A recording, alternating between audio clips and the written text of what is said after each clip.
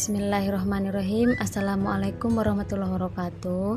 Nama saya Dahreni Siregar. Saya mahasiswi dari jurusan Studi Agama-Agama Fakultas Usuluddin dan Studi Islam dari kelompok 153 KKN DR UIN Sumedang.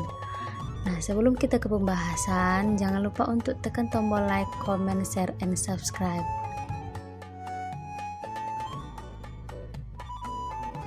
Indonesia, negara kepulauan terbesar di dunia. Berbagai suku, budaya, agama, ras, dan tata perilaku masyarakatnya dalam bersosialisasi mewarnai kehidupan bertoleransi di negara Indonesia.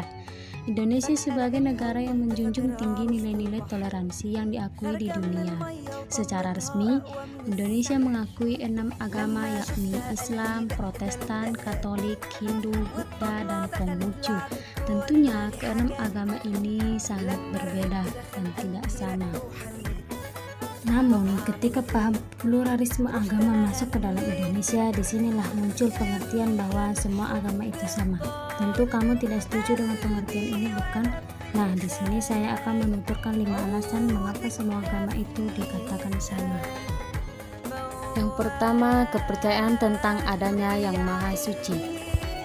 Kepercayaan tentang adanya Yang Maha Suci. Mengapa dikatakan sama? Karena semua agama mempercayai tentang adanya Yang Maha Suci, baik itu dalam agama Islam, Kristen, Protestan, Katolik, Hindu, Buddha, Konghucu, dan lain sebagainya. Yang menjadi perbedaannya adalah semua agama punya pengertian, pandangan tentang sakral atau Yang Maha Suci ini. Pandangan setiap agama berbeda-beda tentang Yang Maha Suci. Dalam Islam, memandang Yang Maha Suci itu berbeda dengan agama Kristen atau agama Hindu, Buddha, Konghucu, atau lain sebagainya. Tidak ada persamaan pandangan dalam memandang agama Yang Maha Suci ini. Yang kedua, Yang Maha Suci itu mengasihi dan menyayangi manusia dan alam semesta. Yang menjadi persamaannya adalah semua agama mempercayai bahwa Yang Maha Suci itu mengasihi dan menyayangi manusia dan alam semesta, baik itu dalam agama Islam, Konghucu, Buddha, Hindu, Kristen, Protestan, dan Kristen, Katolik, ataupun agama-agama yang ada di dunia. Yang menjadi perbedaannya adalah setiap agama berbeda dalam memahami bagaimana Yang Maha Suci itu mengasihi dan menyayangi manusia dan alam semesta. Misalnya dalam agama Islam, Yang Maha Suci itu memberikan nikmat kesehatan. Itu adalah salah satu contoh Yang Maha Suci itu mengasihi dan menyayangi manusia. Namun berbeda pula dengan agama yang lain. Yang ketiga adalah zat itu bagi setiap orang merupakan kebaikan yang tertinggi dan kebenaran yang tertinggi. Persamaannya adalah setiap agama, bahkan setiap orang mempercayai bahwa Yang Maha Suci atau zat itu merupakan kebaikan yang tertinggi dan kebenaran yang tertinggi. Yang menjadi perbedaannya dalam setiap agama adalah zat yang menjadi kebenaran tertinggi dan kebaikan tertinggi tersebut berbeda-beda, baik itu dalam agama Islam, agama Kristen, agama Buddha, Konghucu, Hindu, dan lain sebagainya. Yang keempat adalah amal ibadah bukan hanya untuk membahagiakan manusia di akhirat semata, tetapi mencakup kebahagiaan di dunia. Persamaannya adalah setiap agama mempercayai bahwa amal ibadah yang dilakukan bukan hanya untuk membahagiakan manusia di akhirat semata, tetapi mereka juga merasakan kebahagiaan di dunia tanpa disadari secara langsung. Yang menjadi perbedaannya adalah amal ibadah yang dilakukan dan kebahagiaan yang didapatkan dari amalan tersebut berbeda antara agama satu dengan agama lain.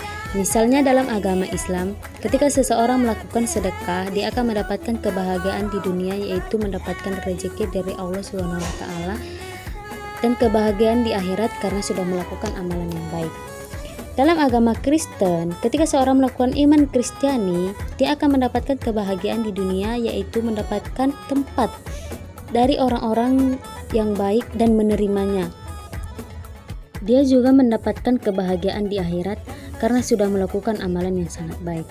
Di dalam agama Hindu, ketika seseorang melakukan 7 doa agar mendapatkan kedamaian hidup, dia akan mendapatkan kebahagiaan di dunia sesuai dengan apa yang didoakannya, dan mendapatkan kebahagiaan di akhirat karena sudah melakukan amalan yang sangat baik.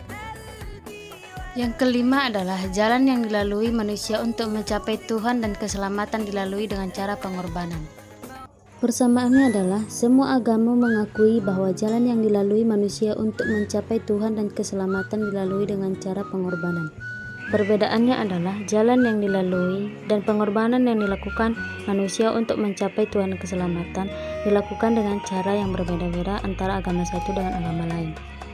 Nah, itulah 5 alasan mengapa dikatakan semua agama itu sama. Namun yang perlu diingat, ketika seseorang mengatakan semua agama itu sama dari segi teologinya, itu sangat-sangat salah.